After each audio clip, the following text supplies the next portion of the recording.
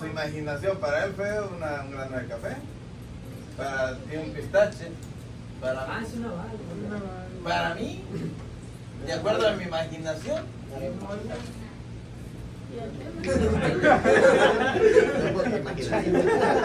Ya sabes. Es potasio. No entiendo por qué se ríe. Es una válvula. Wow. ¿Cuánto? A ver. ¿Cuánto mide la superficie valvular mitral normal? ¿Cómo? Venga, tú puedes. ¿Cómo dijo? ¿De cuánto es la superficie valvular? O sea, ¿cuánto mide la válvula? De 3 a 4, ¿no? Más o menos de 2 a 4 centímetros cuadrados. De 2.5, digo, de 2.5 a 5 de 100. Bueno, no, De 2 a 4. ¿Mande? Nada, ¿qué decía? De 4 a 6. De 2.5 a 5. Ok, depende de la literatura. Pero en promedio es de 2 centímetros cuadrados. En promedio. Si no, el examen sería 2 entonces. 2. En promedio. el normal, Ahora, importa el patológico. ¿por qué es importante saberlo? Ahora, ¿cómo está formado el anillo valvular? Aquí tenemos, lógicamente, la válvula, ¿no? Y está a partir de aquí ya sigue lo que es el ventrículo hacia abajo y las aurículas hacia arriba. Pero ¿cómo está formado el anillo valvular? Acuérdense que todo el complejo valvular, aquí tenemos dos músculos importantes y que cada músculo va a dar un tendón a una de las válvulas. ¿Cuál es la función del músculo papilares, de los músculos papilares, no? Ella. La función de los músculos papilares. Frenar la apertura. Bien. Dani. Es que cuando se cierra no se vaya. Evita la protrusión valvular hacia la aurícula cuando el ventrículo se contrae. Muy bien, recuerden eso porque la etiología de la insuficiencia valvular tiene que ver con el complejo de anillo, o sea, el tamaño del ventrículo en sí, o con los músculos papilares. Lógicamente también tiene que ver con las válvulas. ¿Evita la protrusión de qué? De las válvulas hacia arriba. De la insuficiencia tricuspidia, perdón, insuficiencia mitral,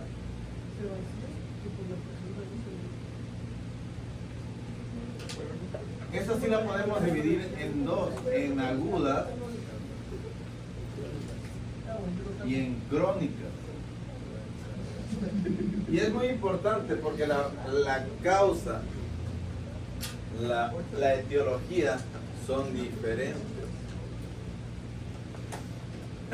La causa más común de una insuficiencia mitral aguda son la ruptura de los músculos papilares. La aguda. Una de las causas más graves que nos puede producir una insuficiencia mitral aguda es el infarto agudo de miocardio con ruptura de los músculos papilares. De hecho, es una de las complicaciones. Y en las crónicas tenemos exactamente igual que en otras. Las alteraciones congénitas, la misma insuficiencia cardíaca, la hipertrofia ventricular que ensancha el anillo valvular puede hacer que produzcan una insuficiencia mitral. ¿Qué patologías congénitas conocen que me pueda producir insuficiencia mitral?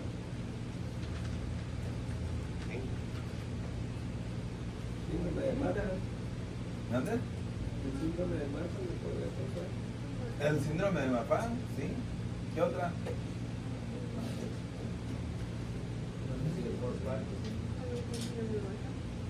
No, el síndrome de Wolff-Parkinson es una alteración de un haz anómalo que comunica la aurícula con el ventrículo.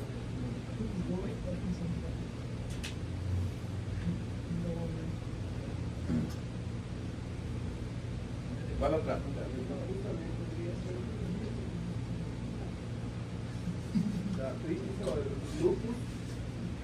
La colagenopatía, sí, pero el lupus como tal sería muy... Secundariamente podría generar Secundariamente sí podría llegar a presentar, muy raro que lo presente. Adelante, Pablo. No, que tenga que ver con desarrollo muscular. la displasia. La displasia, el síndrome de Ehlers-Danlos, que también es una colagenopatía como una displasia, también lo puede condicionar. Ok, pero esas son las congénitas. Ahora, las adquiridas, puede ser también una miocardiopatía hipertrófica, una miocardiopatía dilatada, me lo puede dar. Puede ser congénitas o adquiridas. Eso quiere decir que la insuficiencia mitral no nada más se presenta por lesiones de la propia válvula, sino todo aquel paciente que pueda tener una insuficiencia, por ejemplo, una enfermedad de Chagas que produce una miocardiopatía dilatada, me puede condicionar por la misma dilatación, por el crecimiento del anillo, las válvulas no alcanzan a cerrar adecuadamente, me puede producir una insuficiencia. La miocardiopatía dilatada por alcohol me lo puede producir.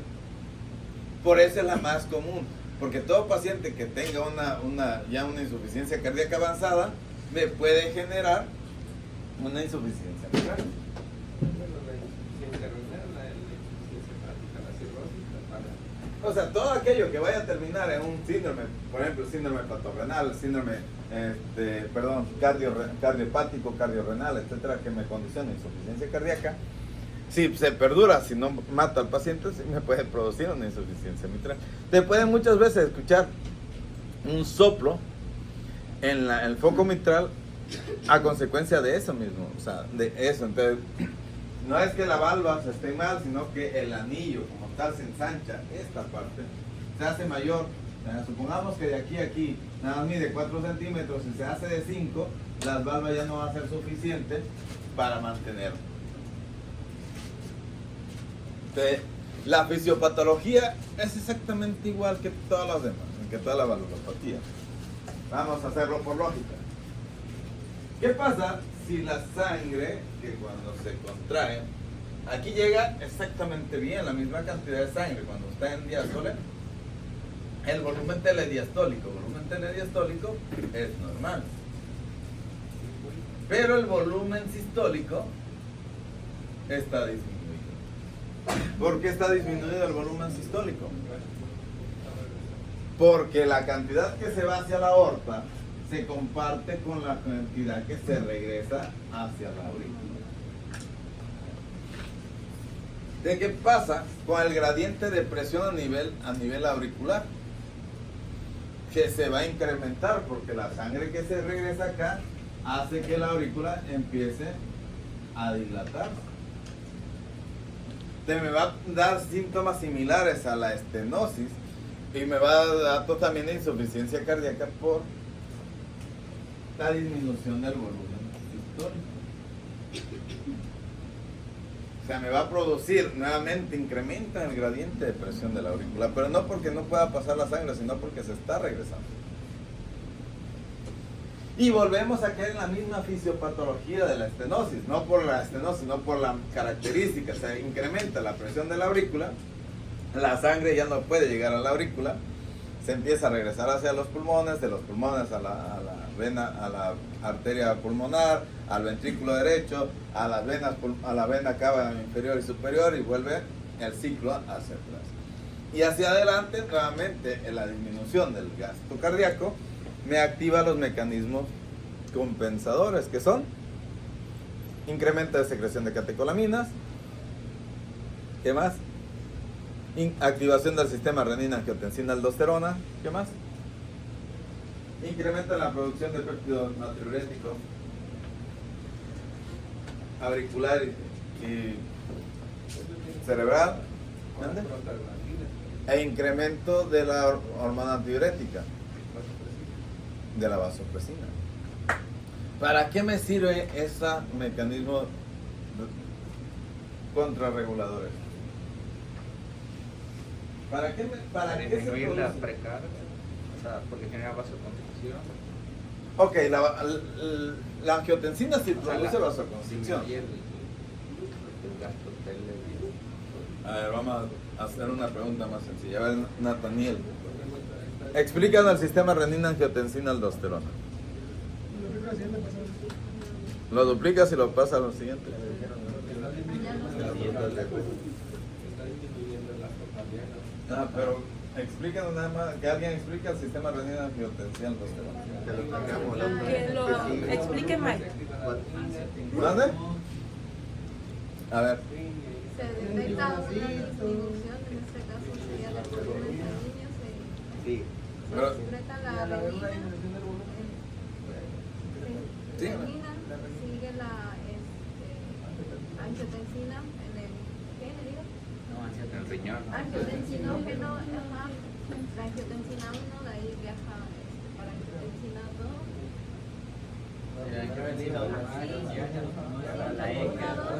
Y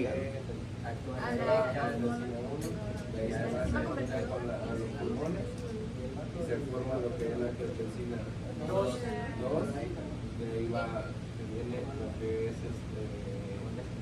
la aldosterona, y va a ver lo que es la retención de sodio.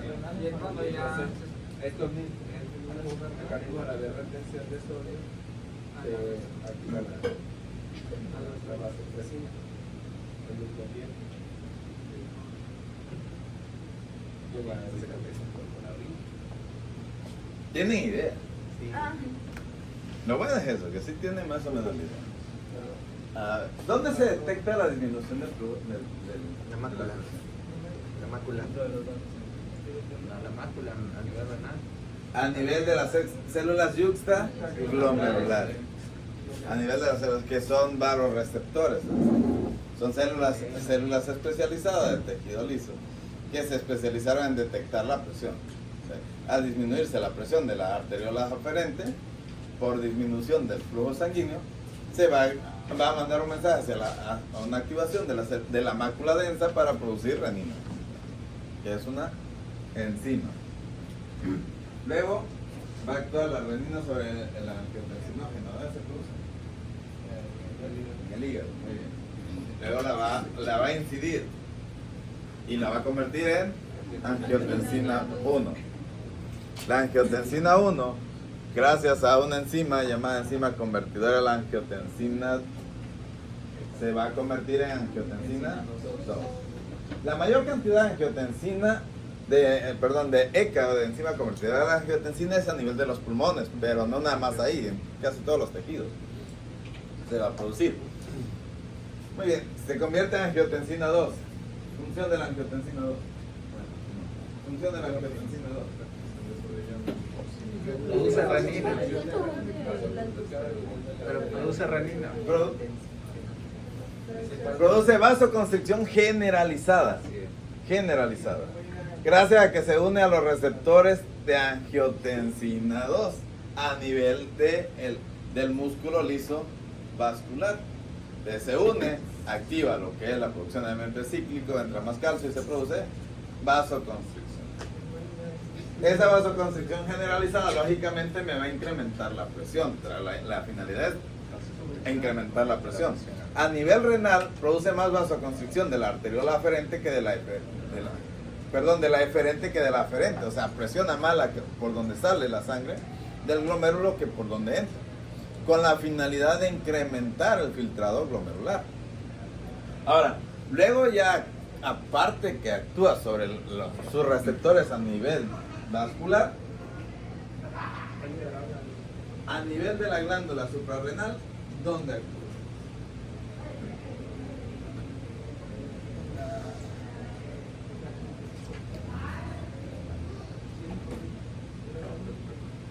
¿En qué parte? La corteza se divide en 3 capas. Vascular, reticular. Te falta lo donde actúa en la zona glomerulosa, en la capa glomerulosa de la corteza suprarrenal. Es ahí donde se produce un mineralocorticoide llamado Aldosterona. ¿Qué es lo que va a retener? La aldosterona. ¿Cuál es su célula diana de la aldosterona?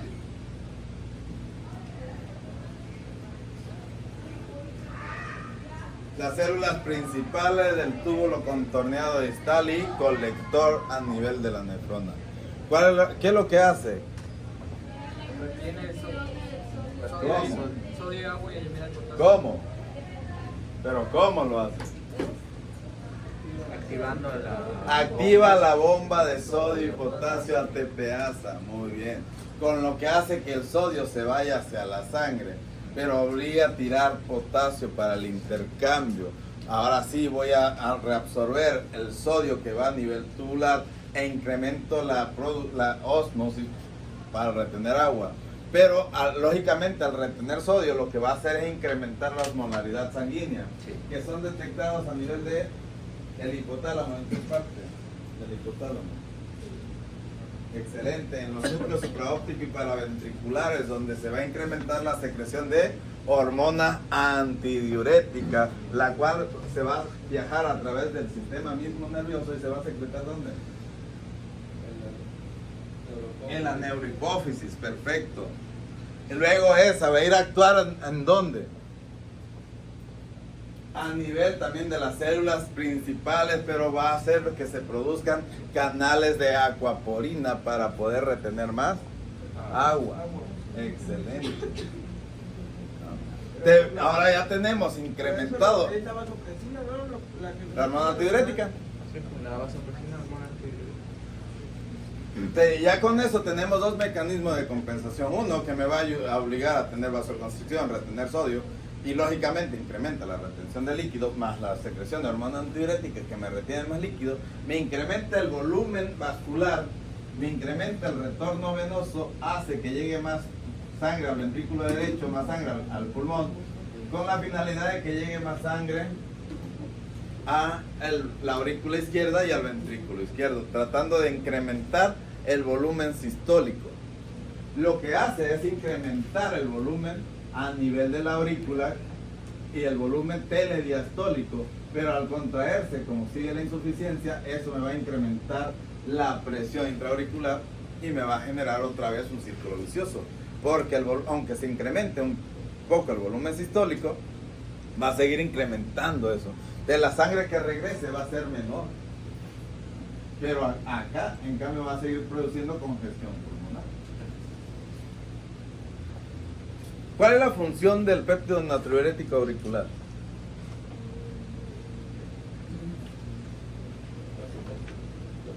Y ahí la tensión arterial, ¿cómo se dice? Ok, normalmente en las etapas iniciales se mantiene, pero después se empieza a disminuir. Al disminuir el volumen sistólico, al disminuir el gasto cardíaco, se disminuye la presión arterial. Pero gracias a los mecanismos de compensación se mantiene. O sea, esa vasoconstricción me va a mantener la presión arterial. Pero a la larga, esos mecanismos de compensación se empiezan a deteriorar. Y entonces empieza a claudicar el corazón, empieza a claudicar los mecanismos de compensación y se produce toda la cascada de síntomas que vamos a ver. Que son exactamente lo mismo que la estenosis. Va a haber datos de insuficiencia cardíaca, edema agudo pulmonar, disnea paroxística nocturna, ¿cómo se llama? Ortornea, vendornea, todos datos de falla cardíaca.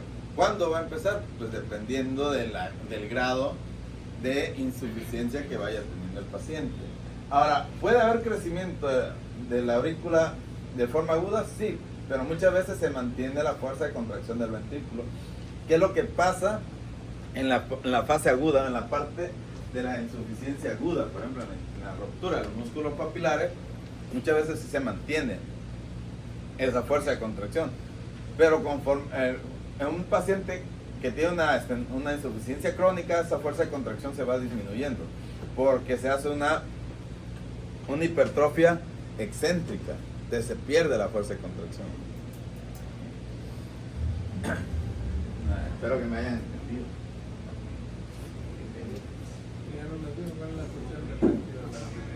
Ok, el péptido natriurético se llama natriurético, ¿por qué? Aumenta la Al sodio. aumenta la secreción de sodio, natriurético. O sea, orina más sodio. Es un mecanismo de compensación cuando el sistema renina-angiotensina está reteniendo mucho sodio, tratando ahora de compensar ese incremento de sodio. Se produce cuando se incrementa. ¿Dónde se produce? Se produce a nivel de la aurícula y de los ventrículos, cuando se dilata. Cuando para ello, o sea, un ventrículo dilatado, una aurícula dilatada, ¿qué está sintiendo? Que hay mucho volumen. Para él, hacia adelante, no le importa. A él le está llegando mucho volumen. Y entonces, es detectar mucho volumen. Y dice, ¿sabes qué? Tira sodio para que tires agua, porque me está llegando mucho. ¿Sí me entienden? Es un mecanismo ahora inverso al sistema renina-angiotensina aldosterona.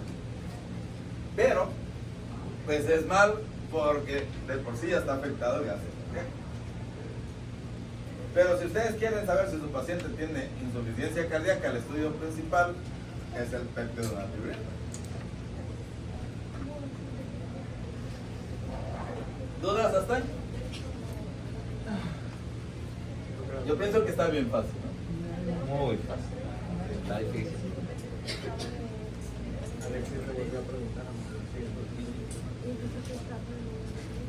Muy bien.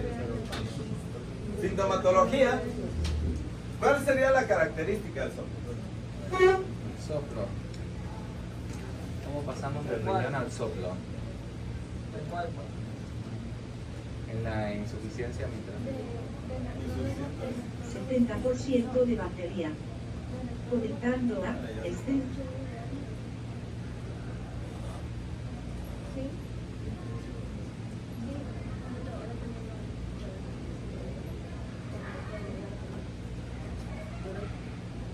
Listo para conectar. Sería un soplo que se escucha durante todas las sístoles. Es un soplo holosistólico. No, déjenme conectarme para ponérselo.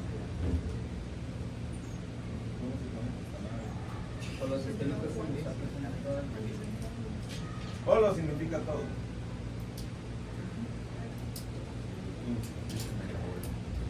Ya había dicho que era pansistólico. Ese No, no solo pansistólico. salga de energía conectado. Pan o holo significa lo mismo.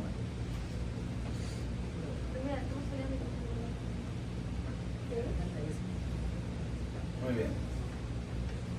Ahora vamos a buscar.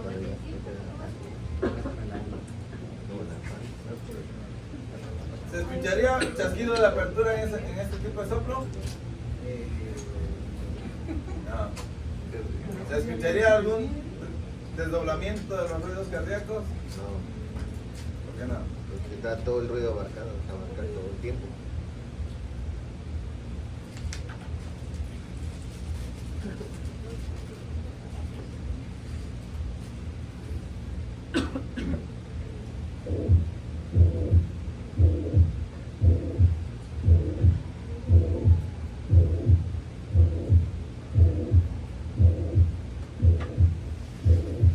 ¿Ya lo escucharon? Parejito, sí. Misma intensidad, no aumenta ni disminuye, se mantiene. No se les olvida. Pero claro que puede haber un S3 por la insuficiencia cardíaca. Así se escucha otro ruido. Ese sí se escucha. Así se escucha. O sea, es el soplo más un tercer ruido. Más un tercer ruido cardíaco, ¿se escucha?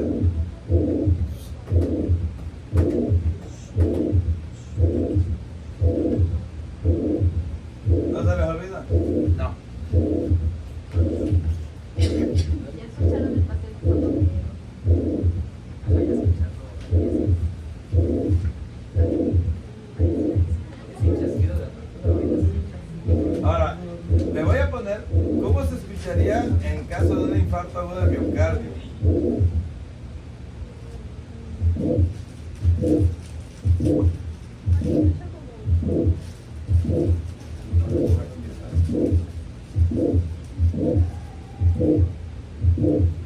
¿Se escucha igual? No, no. está produciendo es un prolapso de la válvula mitral a consecuencia de la ruptura de los músculos papilares. Pero le decía, depende mucho de si es crónico o es agudo.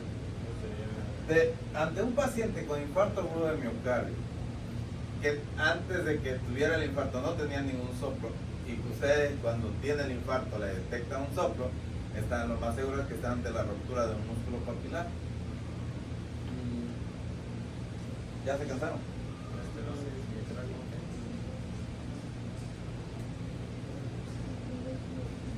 Ya.